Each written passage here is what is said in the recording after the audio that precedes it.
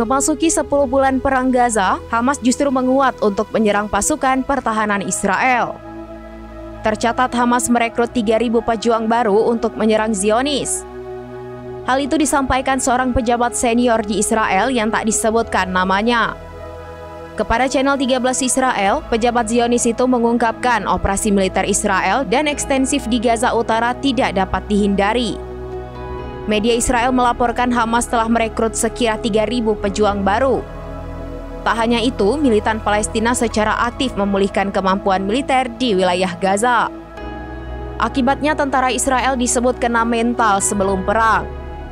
Hal ini dibuktikan saat tentara IDF menolak dikirim ke medan perang hingga sejumlah petinggi militer IDF memilih mengundurkan diri.